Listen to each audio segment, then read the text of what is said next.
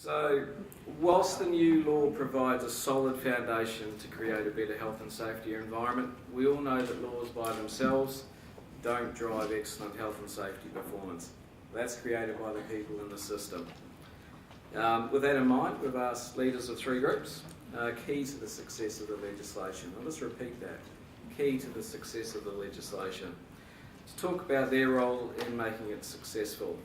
So on the left, Helen, President of the CTU, Regulator, Gordon MacDonald, Chief Executive of WorkSafe, and representing business, Rob Jager, Chair of Forum and of Shell Companies in New Zealand. So look, I've got a list of questions that I'll ask each of the panellists in turn.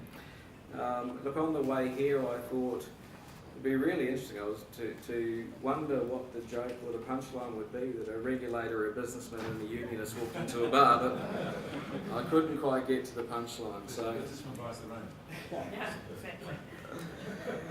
so perhaps if we kick off, Rob, if I could ask you the first question. As a representative of business, what's your verdict on the legislation, and will it help us move closer to the ultimate goal of zero harm workplaces? Yeah, difficult one to say anything other than it's going to absolutely help us move in the right direction. Given that I was on the task force that recommended the change of law, I mean that would be a little bit glib. Look, and I think Grant actually captured some of the essence quite well. I think the new law really sets us off on the right path. It's directional in many ways.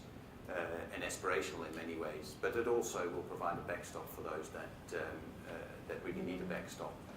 I think the important part, though, is that it needs to be combined with the regulations and the supporting guidelines, and that's where a lot of the real value will come from.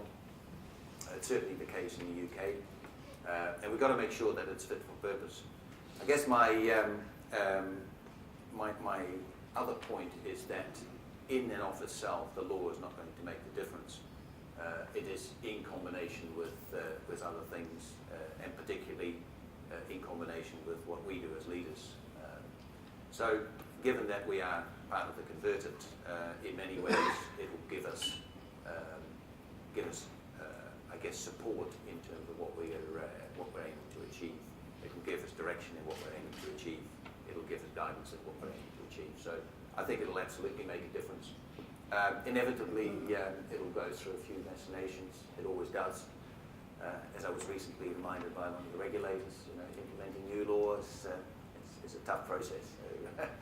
But I think directionally, I think it's absolutely right. Great, thanks, Rob. Gordon, to you, what approach is WorkSafe taking to ensure the regulation is successful in reducing workplace harm?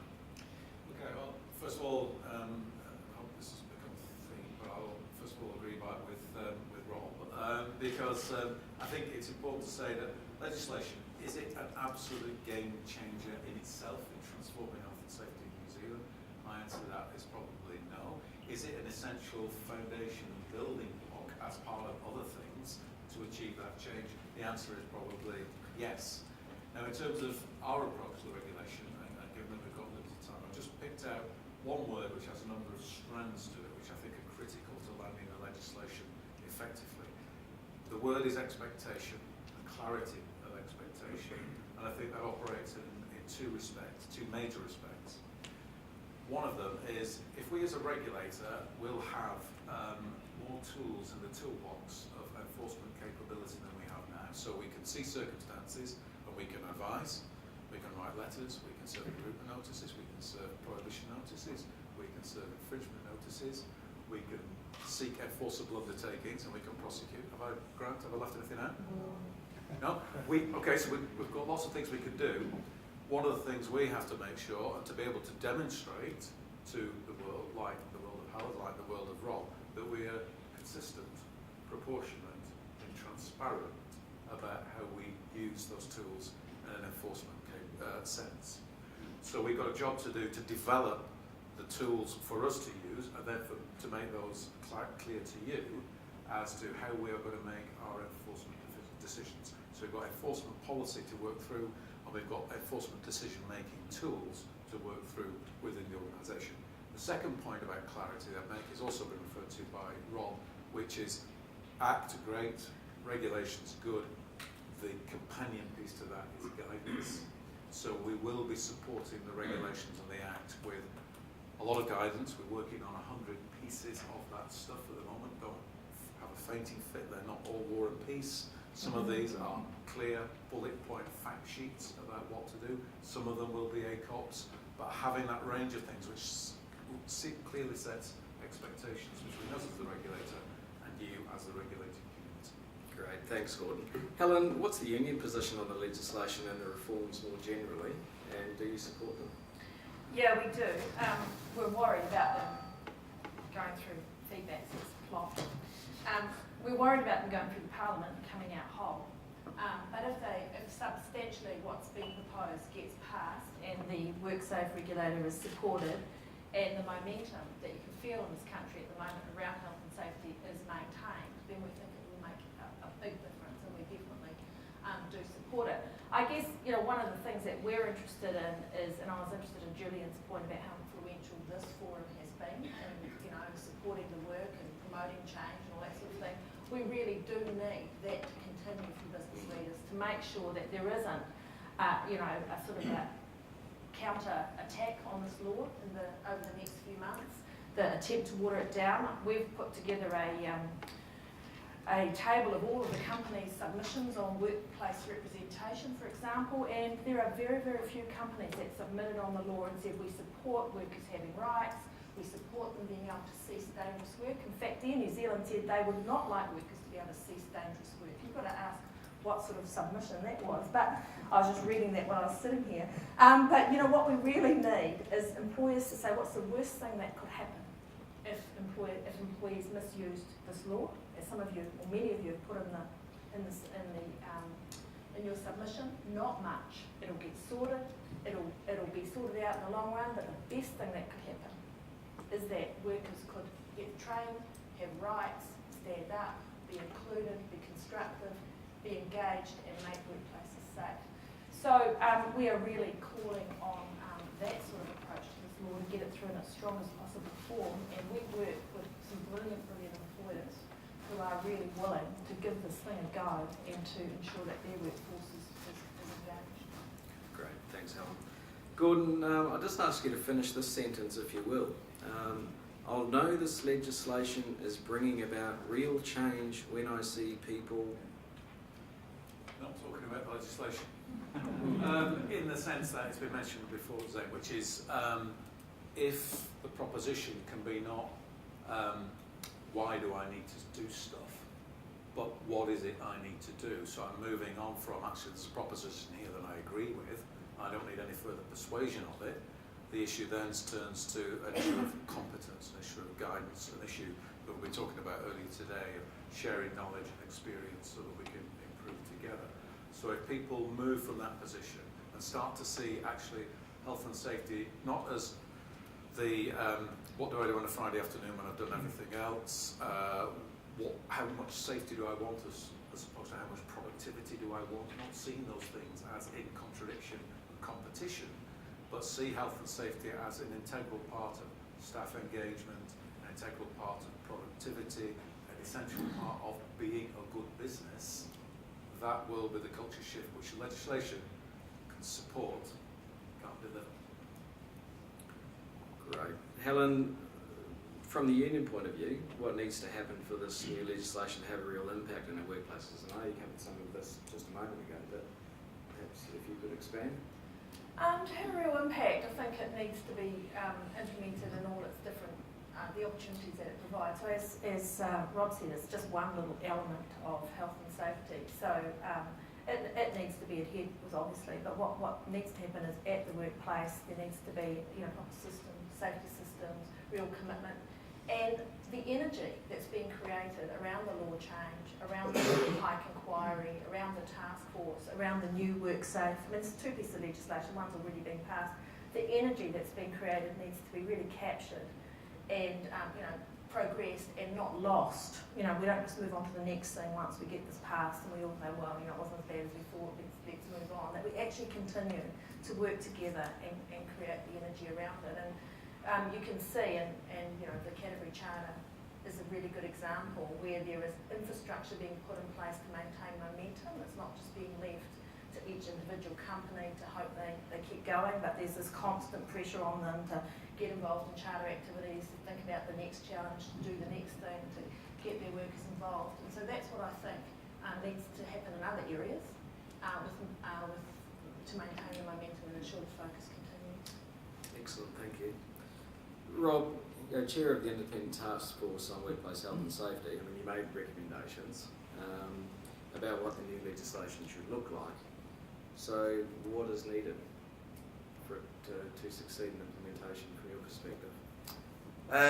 Well, there's a few things. So first of all, I think we've got to be really careful that we don't water it down. That's the first thing. Secondly, I think we've got to be, we've got to make sure that it's simple.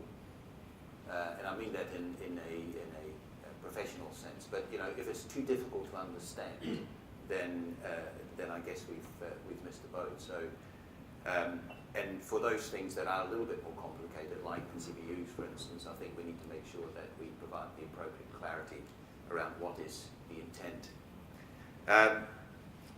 I guess it needs to be, in my view, it needs to be as much about what it is that we're trying to achieve than a very prescriptive way of achieving it. I think you've got to be careful that you don't kill innovations, innovating around how we might achieve some of these things. And I guess that's one of the big areas of debate that we have at the moment is how prescriptive do you need to be in certain areas. And the jury is out. I mean, it's easy to be prescriptive, but I think it's got to be right sized. And it's got to be based on the outcome, because ultimately this is about achieving, achieving outcomes that keep people safe. I guess it's got to be supported, well supported by the regulator. And in doing that, I think certainly initially, I think there needs to be a degree of tolerance around the implementation of the new law. You know, if all that we do is find ways of catching people out, then I think we'll lose we'll lose a lot in the process, because then it simply becomes an exercise in meeting the law rather than the intent of the law. And inevitably, with any new law, there's going to be some challenges. And I think it's in saying that, I think not only does the regulator need to be supportive, I think the regulator needs to help organisations do the right thing. So the focus, in my view, and certainly the view of the task force, was that the regulator needs to spend more of its effort on supporting the business doing the right thing rather than finding fault and clobbering the business for doing the wrong thing. Okay. So I mean, I've asked a couple of questions around position, what's needed for the reforms to succeed, but Helen, what will the unions do to ensure this new law has a real impact in the workplaces? And how will you work with others to make that happen? I mean, we've all got to play in the same sandpit once that sandpit's laid out. Well, I guess we already demonstrate we have a range of approaches. So, you know, the reality is we've stepped up in the space. I think everybody got a hell of a shock over the Pike River mine and the task force and the inquiry, and we've stepped up in the space. But just on Rob's point about prescription versus innovation, we want to be part of that innovation. We don't think they count each other out, actually. And I know that was another thing that came through in all the submissions is, business after business saying this will stifle innovation. We don't see lots of innovation around safety systems. We see the current prescription working, people adding bits on, but the good employers are meeting the basics and then adding bits on. And I guess we'll be challenging people who suggest that we don't need prescription, which we think we do need, to say, well, what do you mean by innovation? And very few submissions said what that meant, except the usual rhetoric around flexibility and innovation, which was code for please don't prescribe. So obviously we've shown what we're doing around forestry, and if people have followed that campaign, now that industry is working towards safe work. I would say that industry has really stepped into the space and started to engage, and we're all working much more closely together. But we had to start quite quite radically around that issue. So we like the push and the pull, and we want to put energy into working with progressive employers that really want to crack this nut and do their best. And I agree, there's got to be an education program, you've got to allow the law to get understood and to work in, and to allow people to do their best and not be scared by it, and not be taken over by consultants to keep every lawyer out of their away. But so our offer is to work with businesses that want to do this well, and we will put pressure on businesses where we think that it isn't being done well. And so we will be the push and the pull, I guess, in this equation, including outside of traditionally unionised industries. Okay. Rob,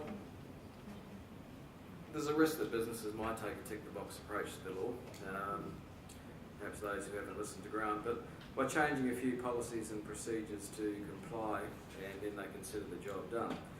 As a leader of several businesses with many employees and contractors, what will you be doing to foster change that fully reflects the spirit of the law? I think that's the essence, isn't it? Yes, it fully reflects the spirit of the law. And I think it's in that context that we will be looking at what we do. So we've been at this for, as long as I can remember, which is getting increasingly short, actually. But, we do a lot of this stuff, but I'm not convinced necessarily that we quite meet the spirit, and I'm not so sure about the spirit of the law, but the spirit of what the law intends to achieve, which is to achieve a harm-free environment, to achieve effective worker participation in the process that we've put in place to keep them safe. The processes that we have in place for our contractors, I think we'll have a look at those and make sure that we don't end up with contractors that are simply ticking the box or have a good safety performance. We tend not to do that now, but it just gives another opportunity for us to step back and say, well, are we really achieving what we aim to achieve? And I hasten to add that the answer to that is no, because people still get hurt in my business. And whilst, perhaps from a New Zealand perspective, it may sound like a reasonably sound business, I can assure you it's A, not where I think it ought to be, and B, it's certainly not a harm-free environment. So clearly we're not getting it right, and this provides us with some opportunities to dig a little bit deeper. Great, thank you. Gordon, final question to you. Similar theme, obviously. As the regulator, what's your role in making sure the new law is successful in changing attitudes and practices in our businesses? How will WorkSafe work with others to achieve that? Helen's outlined an approach. Okay. I'll illustrate this with, I think, a kind of a compare and contrast. And the compare and contrast is if we sit down and say, what is our program, say, for the farm sector? And we could say to ourselves, well, that would be to do 3,500 inspections of farms. Okay, job done. Or we could say to ourselves, actually, we need to stand back from that. We need to see what it is that influences farmers to behave in the way that they behave. And then we need to say to ourselves, okay, if those are the influences, what are we going to do to influence those influences? And then if we stand back from that, we say to ourselves, actually, our program of farming interventions is a 3-year program which involves pulling many levers, one of which is inspection, but only one of which is working through the supply chain in that industry, working through rural organisations to get messages and channels through to farmers, playing to what actually motivates them. And it often isn't a motivating factor to have an official come onto the farm and tell them what to do. That might achieve a bit of change, and I say it's part of the mix, but it's just that. So if I compare and contrast those two approaches to devise what our intervention programs are, that leads you into the space of collaborating, partnering, and doing the traditional inspection and enforcement stuff. On one choice, it's great to hit the last on the feet because you're moving too kind. One of the points I would make is that we've just got 3 things to do as a regulator. That's all: educate, engage, and enforce. But I don't regard those 3 things as in mutually exclusive boxes. So if Rob says we must focus on education, there is a big task to be done there. But I think enforcement we mustn't lose sight of. There are people in this room who are very committed. There are people outside this room who are not committed. And they put people at serious risk. And if you have clear criteria, they must be held to account.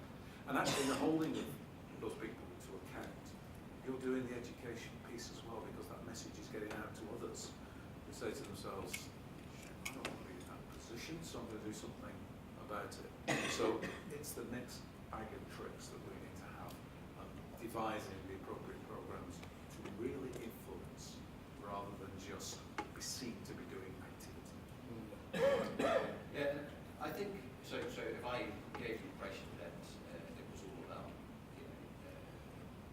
being supportive, that's not the case. I think for me it's about getting the balance right between, as Gordon says, the regulating engaging the enforcement. That's really critically important. I think the other point I'd make, and I didn't make it as well as I might have done, is, and I guess the reason I want to make it is because that is, I think, a real opportunity for us.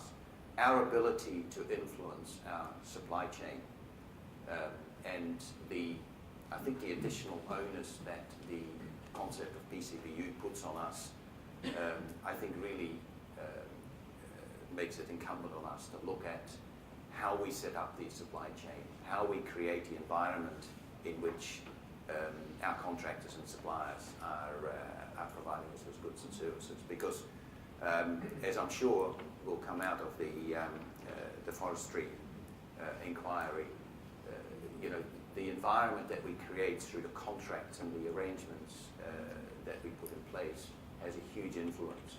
So again, I think we've got to start asking those questions and really challenge ourselves whether or not that meets the objectives. I think it's a big challenge for New Zealand businesses to think about the whole context in which people work in this country. And you can't isolate health and safety from everything else that goes on around work, around the casualisation, the contracting out. Right while we're sitting here, the tea breaks and lunch breaks are being removed as a right from the legislation, And actually, last time I was at the Business Leaders Forum, the 90-day law was being introduced, so I don't think it's a coincidence, but that did happen when we were signing the pledge. So, I was very shocked by this analysis of all of these submissions, and I guess this is a challenge. I'm really sorry that I named one company which is sitting right here, and it's a good company and it does a lot of work on health and safety, so I didn't embarrass it. But honestly, I will share this with you. Just submission after submission said if workers get rights, they'll misuse them.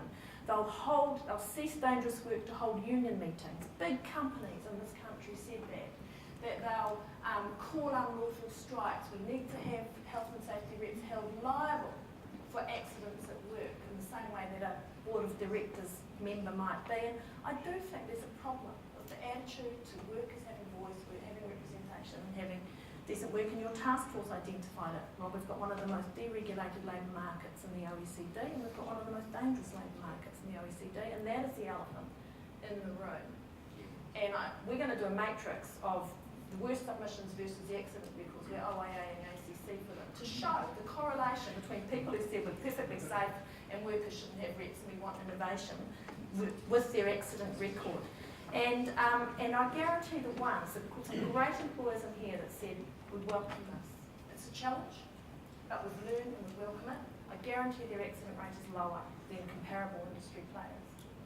So I look, because I always want to know the last word, I think there's a real opportunity to collectively achieve an outcome.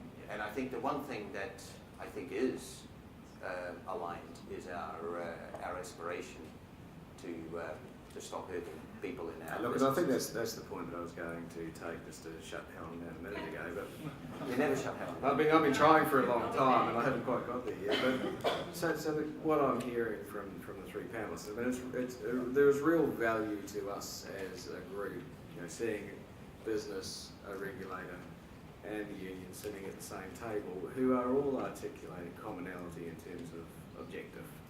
That's enormously important.